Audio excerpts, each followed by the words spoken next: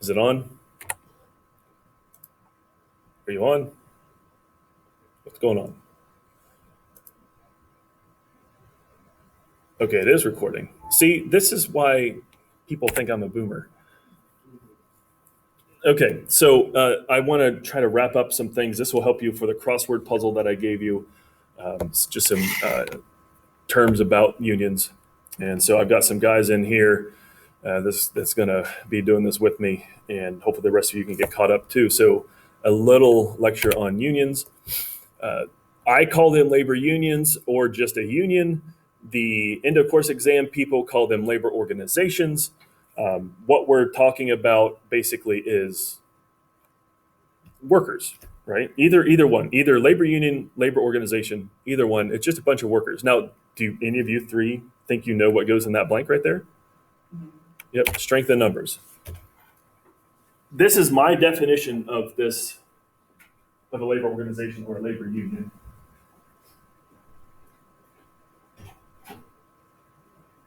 A group of workers banding together because, if you go to your boss and it's just you, he has the power, you don't, or she has the power and you don't. But if you go together with a group of people, they might be more willing to listen to what you have to say. And that's kind of what a union does, right? They'll usually hire representatives to represent them, but they represent the group, the collective, the whole. The goals of most labor unions are very simple. Do you think you know what goes in these blanks? What do most unions want?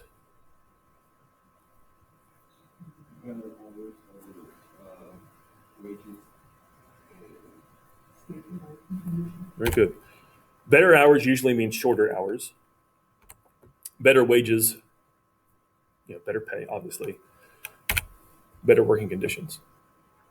Safer working conditions. So you won't die or get maimed like people in the coal mines did or in Carnegie's factory, like in the video we saw, right?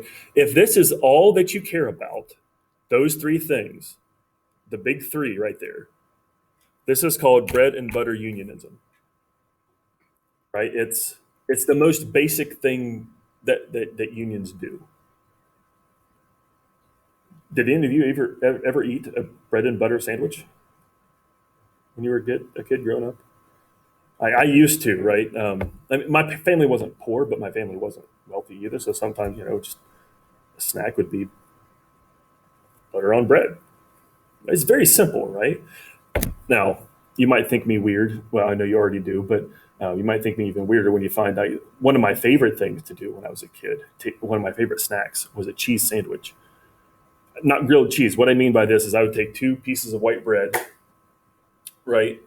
Um, how many of your families don't like white bread? They you have to have the organic whole wheat, like no high fructose corn syrup, no enriched flour, multi-grain. Does any of your families have to buy those kind of things? You can't have white bread. Okay, because that's how my family. What my family wasn't like that. My family just white bread, plain white bread, right? I take two pieces of plain white bread, slice of American cheese on top, which by the way is really bad for you if you ever look at the actual ingredients for American cheese slices, and then mayonnaise. That was my sandwich. No, don't like it. Well, I liked it. I might have one today when I go home. Anyway, the point is that this is the most basic thing you can get for unions. And the American Federation of Labor, that was their bread and butter, right? That was these three things are what they worked for. That was their only goal. There were other unions like the Knights of Labor, like the Industrial Workers of the World, like the American Railway Union, who wanted more complex goals for labor unions. So the following things I'm going to talk about are some of the political and economic changes and the big picture stuff that the unions wanted. They wanted to break the power of big businesses, and they wanted to reform the American economy. Like they wanted to change it from the top down, whereas the AFL just wanted to fix the stuff on the ground. Our economy is capitalist. Do you know what capitalism means? Do you know what capitalism is? At times it is, backed up by the government. At times, it has been supported by the government, and there are policies we could talk about, but tax incentives and all that. But for the most part, capitalism means government stays out of your way. Businesses can do whatever they want. And usually that means we're focused on making a profit, no matter what. The profit, the money is the most important thing. And these unions wanted to try to break that. They wanted to try to reform that because they thought maybe people are more important than money. So the Knights of Labor, for example, I am making, I made this yesterday. It's year 18 and I'm still making new stuff. And I looked at the Knights of Labor Constitution from 1878. And these are the things that they wanted. And this is more than just the bread and butter, right? These are bigger picture stuff. So they wanted to eliminate child labor. The Knights of Labor wanted to eliminate child labor. And you might think, oh, that's nice. They wanted the kids to go to public schools. And yeah, that's true. They did. Unions wanted public schools so that the kids could get out of the factories. They didn't want the kids to get hurt. That's awesome. And that is awesome, right? But there was another motivation. Right, they would get more money out of it. Why? Because if you have a 40-year-old man, but a 10-year-old boy could do the same job, which happened a lot, right? Because this is unskilled labor. Who would you rather hire if all you cared about as a businessman was cutting your costs? Hire the kid. Why?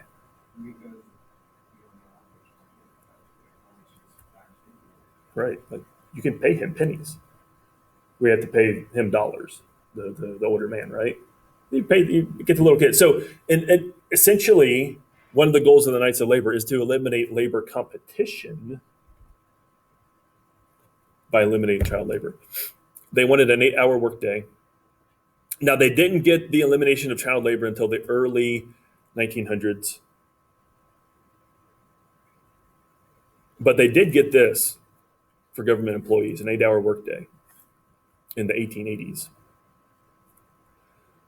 The regular workday was 12 hours, right? See if I can, out of the way. See if you follow this math, right? Say a factory has two 12-hour shifts, right? The first shift comes in, let's say we need 100 workers to work the factory. The first shift comes in, you need 100 people. Well, they get off of their shift and the next shift comes in, you still need 100 people to work the factory, right? The factory is working all day, 24 hours, and you need a total of 200 workers. Okay. Why would they want you to work fewer hours? Isn't that less money? That's one. Less accidents, because if you work 12 hours, more likely you're going to have accidents, right? What if I told you, though, that 8-hour work can actually lead to the same pay? Here's why. If you have 8-hour work shifts, then there's 3 shifts, right? How many workers do you need per shift? Right? You need 100. So you need 100 for that first shift. You need 100 for that second shift. You need 100 for the third shift. Look at this, 200 workers versus 300. What happened to the demand, D for demand, for workers? The demand for workers increased. When demand for labor increases, what happens to wages? I need more workers. I need them now. I will pay for them. So you will work less hours, but in theory, you'll get the same pay. Imagine that, having 4 hours of free time every day that you didn't have before. That was their goal. And they thought because demand for workers go up, the wages will go up too. They wanted men and women to get the same pay for the same jobs. That is the last one of these things that actually ended up happening in American society. It's not until the 1960s John F. Kennedy signs the Equal Pay Act, where women are supposed to get the same pay as men in government jobs for the same work. They also want to get rid of prison contract labor. And again, this is a labor competition thing. They don't want children to be competition for work. They don't want prisoners to be competition for work. Because how much do you have to pay a prisoner? probably less than a child, right? In fact, you might not have to pay them anything. You just pay the prison warden money, and he gives you the prisoners for free, right? That's labor competition. So let's not have that. One of the slogans of the Knights of Labor during this time was 8 hours for work, 8 hours for rest, and 8 hours for doing whatever you want to do. And if you think about that, that doesn't happen in the history of the world for poor people. In the history of the world, the only people who have had that much free time were the rich. And what the Knights of Labor are asking, you get 8 hours a day to do whatever you want to do. You can sleep for 8 hours, you can work for 8 hours, and then you can have leisure time for 8 hours. That just doesn't happen for poor people, because in the history of the world, poor people were working all day, breaking their back in order to feed themselves. And now they're saying you can have 8 hours of free time. Doesn't happen that way. The average hours went from like 56 a week down to like maybe 49.5 a week. So that's still more than 40 hours a week, but that was the goal. They were also anti-immigrant. Do you want to guess why? Very good. Labor competition.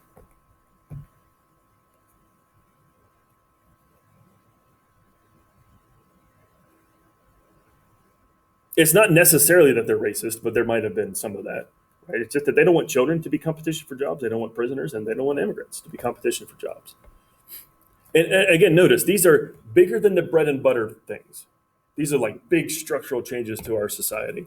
And then, of course, one of the biggest structural changes to our society some unions wanted was socialism. Socialism should go in the next blank. Socialism is different from capitalism. Capitalism is where businesses are owned by private individuals. Socialism, government owns key industries. In this time period, socialists in unions, and when the unions I'm talking about are like the Knights of Labor, they were socialists in that. The industrial workers of the world, they were socialists in that. The American Railway Union, its leader, Eugene Debs, was a socialist. They wanted this government to own key industries. So, like, for example, who should own the electric company? The socialists said the government should. Why? Yeah, so people can get cheap electricity, because if the businessman owns it, he's going to charge high prices, right? If the government owns it, they'll charge fair prices, in theory. Just recently, Donald Trump has accused, in the first debate, Donald Trump accused Joe Biden of wanting socialist healthcare, which means he's saying Joe Biden wants to have government-run healthcare. Right, so this phrase is still around with us today. And socialists also want redistribution of wealth, which means you tax the rich, higher rates, and then you give that money back to the poor in social programs. Britain right now, a lot of European countries are socialist, at least have socialist elements. Britain right now, their government owns the media in Britain. Do you know what the media in Britain is called? I don't suppose you all watch Downton Abbey or Doctor Who. I don't either. Right? It's called the BBC, the British Broadcasting Corporation, and it's owned by the government. The news media is owned by the government. Right? That's socialism. Okay. Some other business regulations, some big, structural changes. You might remember this from yesterday's worksheet. The Interstate Commerce Commission, the Interstate Commerce Act wanted to regulate interstate commerce, meaning if there's a state and there's a state next to it, if your trade goes across state lines, that is interstate commerce, and the Constitution says that Congress can regulate that trade. In this time period, what industry, what businesses were going across state lines, traveling across state lines? Railroads, right? So we're looking at railroads here. Railroads are the target of the Interstate Commerce Act. This law was going to be supposed to be used to break the power of railroads. So they created the Interstate Commerce Commission. I will call it the ICC later on, and we'll come back to it later. And it was supposed to be a government watchdog, which meant it was supposed to go around and watch the railroads to make sure that the railroads aren't doing bad things like charging people high rates or changing the rates at the last second or bribing government officials, that kind of stuff. And if they did those bad things, they would take them to court. And hopefully the court would rule in favor of reforming the business, right? Changing the business. Out of the 16 cases that were brought before the Supreme Court using this law to try to break the power of the railroads, guess how many ruled in favor of the railroads, said the railroads were doing the right thing? Almost all, 15 out of 16. So it doesn't look like the Interstate Commerce Commission was doing what it was meant to do. It wasn't actually breaking the power of the railroads. The next one should be Sherman Antitrust Act. That's another term you had defined from yesterday. It did what it was supposed to do. What it says, it was supposed to be antitrust. It was supposed to break up trusts and monopolies, right? Just in case you cared, the Sherman Antitrust Act was named after John Sherman. He was a senator from Ohio. He was from Lancaster. If you've ever been driving around Lancaster and seen the Sherman House that's over there, his brother was William Tecumseh Sherman, who was Civil War general. You might know that the Unioto Shermans, named after these Ohio guys. Anyway, Sherman Antitrust Act supposed to break up monopolies and trust. 8 cases in the late 1800s and early 1900s were brought before the Supreme Court to try to bust up the monopolies. Guess how many were in favor of the business? Close. 7 ended up not breaking up the business. Said, no, you're okay. It doesn't look like the Interstate Commerce Act or the Sherman Antitrust Act are actually busting up the businesses they were supposed to. And in fact, the Sherman Antitrust Act was used against unions instead. Unions are the ones that are violating the law because they're conspiracies against trade, illegal conspiracies against trade. And the Sherman Antitrust Act was used to put Eugene Debs in jail for his part in the Pullman strike, which you might remember from yesterday's. Okay. Skilled versus unskilled. In your packet, I'm going to make a point of this in just a minute. You should have the word skilled and unskilled workers on your worksheet from yesterday, which goes here. If you are a skilled laborer, you've had extensive training, education, experience. A carpenter, for example, you can't show up on the job on day one and be an expert carpenter. You have to learn the skills, right? You can't show up day one and be an expert electrician. Now, you can, next one, show up on the job, and if all you have to do is turn a bolt on the assembly line, you can learn that in 5 minutes or less, right? That's unskilled. So let me ask you, if you are in a union, which one would you rather have in your union, skilled workers or unskilled workers? Then the question is why? Why would you want the skilled workers instead of the unskilled workers? Because this is like the boss of that business sees that the skilled workers are wanting something, and they'll probably listen to the skilled workers over the unskilled workers. Excellent. Skilled workers are more difficult to replace in a strike. If the boss doesn't listen to the workers and they go on strike, the boss can't replace 20 carpenters like that, right? You just can't do it. Because it takes time and training. You have to find them is difficult.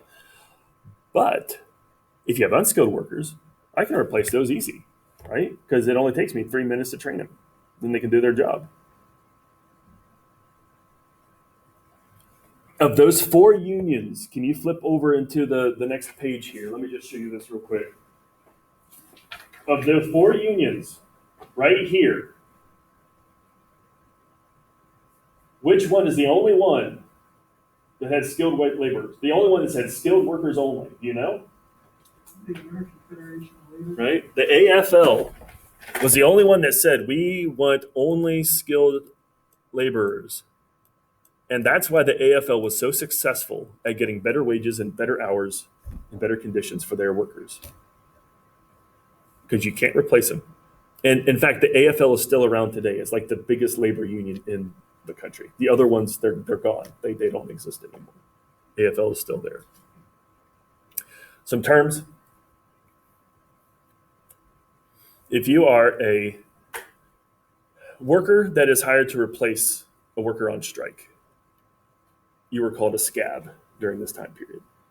That is a nasty term, right? But the idea was if you were on strike and somebody's hired to replace you, you don't like them because they're taking your job and you're not going to get it back. A lot of times, bosses would hire immigrants to replace striking workers. Immigrants would be the scabs. In the Homestead strike, when they went on strike, Frick went and got immigrants from Pittsburgh and brought them down on the boat to replace the striking workers. And of course, you saw what happened then. A strike breaker is a hired mercenary, somebody hired by the boss to make sure the workers don't, cause a ruckus, take over the factory. The strike breakers at Homestead, in this blank right here, were the Pinkertons, the Pinkerton police, and they were the ones who, the hired thugs, if you will, shot the workers. During this time period, if you signed a yellow dog contract, that means that you were signing a contract that said, I promise not to join a labor union. And if I do, the boss can fire me on the spot. Tactics used by the bosses to keep unions down. If your union was a closed shop, then that means you allowed no unions in your factory. I do want to point out that for most of his career, Carnegie was an open shop because he allowed unions in most of the time. But strikes are not the first thing that most unions do. The first thing that most unions do is collectively bargain. That means the strength in numbers, the collective, the group goes and they bargain with they negotiate with the boss. This is what most unions do. This is what my union, our teachers union does, for example. And the strike is the last resort. Trust me, you don't want a strike of teachers. Did I say this yesterday?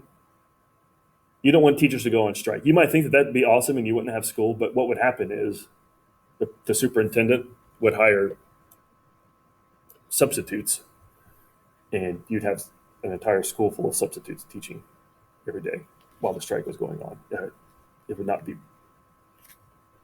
I don't know, maybe you think that would be great. I don't know.